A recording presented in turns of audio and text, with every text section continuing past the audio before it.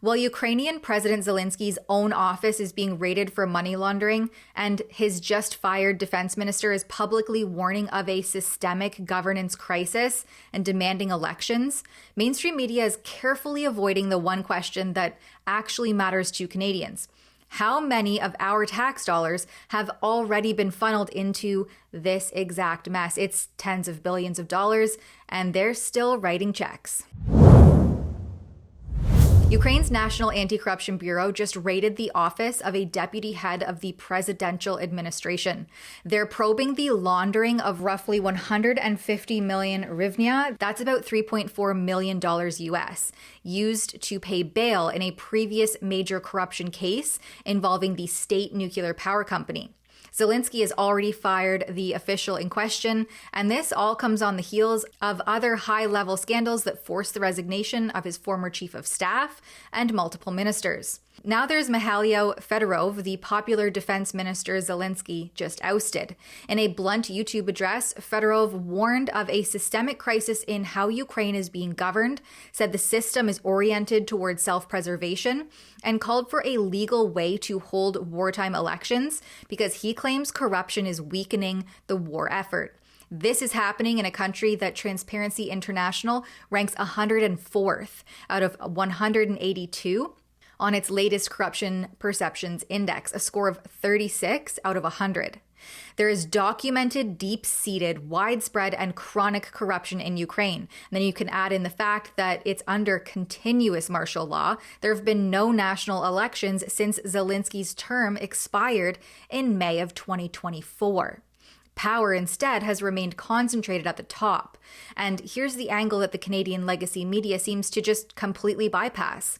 Since the Russia-Ukraine war began in February of 2022, the government of Canada, under then Prime Minister Justin Trudeau and now continued throughout Mark Carney's reign, has funneled billions of our tax dollars to Ukraine.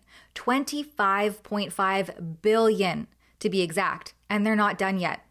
Just this year alone, the government has earmarked another $2 billion in military support for the fiscal 2026-27 years, plus hundreds of armored vehicles. We've provided military assistance, further military assistance. We're announcing today further economic assistance for Ukraine, $2.5 billion worth of economic assistance that helps unlock financing from the IMF, from the World Bank, from the European Bank for Reconstruction and Development. Think about how much money $25.5 billion is, and it's being sent to a highly corrupt country operating under what is effectively one-man rule. Canadians are being crushed by housing costs, homelessness, food insecurity, record-high taxation, and healthcare wait times that can stretch so long they become deadly. So where is the ever-growing tax burden going? Abroad, to Ukraine. Canadian foreign aid, called international assistance, is heavily skewed toward Ukraine, which has absorbed a large and disproportionate share of total outflows since 2022. As we move from fighting the war to fighting the peace, I think we really have to see this as an opportunity for an economic renaissance of the same scale and significance and depth that we saw after 1991 in parts of the world. You know, I crossed the border from Ukraine to Poland, and you can see how deep a transformation is possible. That is a transformation which is within Ukraine's grasp. And I really am so impressed by the resilience of Ukrainians, by the entrepreneurial approach that Ukrainians are taking to fighting this war, by just how smart and how competent they are. And they are doing that while fighting. Just imagine how incredible that economic renaissance can be when all of that energy that we have heard about here is unleashed and is directed to the rebuilding of Ukraine. Right now, Byrna is having their biggest sale ever with 25% off everything on the Byrna Canada site, but only from August 17th through August 24th. In Canada, firearms owners like me understand the importance of safe, effective self-defense options. That's why we're proud to have Byrna as a sponsor. Byrna's less lethal launchers are designed to help protect you and your family without taking a life. Byrna offers peace of mind, accessibility, and a practical layer of personal security for Canadians who value safety. Learn more at byrna.ca/rebel. That's BYRNA.ca/rebel. Trudeau and now his financial advising handler Carney have been sending billions of Canadian taxpayer dollars to a foreign government to support a proxy war, while that same government faces serious corruption allegations. And as I mentioned, Canadians are still struggling to afford homes, put food on the table, and get timely medical care, told repeatedly that there's never enough money for them. Yet there always seems to be more money to send abroad. What I wasn't prepared for, Mr. Prime Minister, is Canada turning its back on me.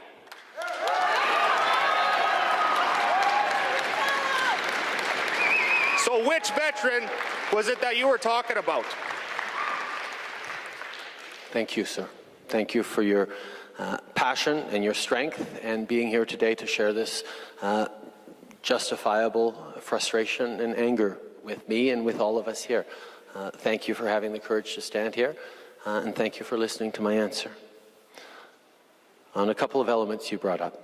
First of all, why are we still fighting against certain veterans groups in court? Because they are asking for more than we are able to give right now. Canadians have every right to ask, when will our government finally put Canadians first?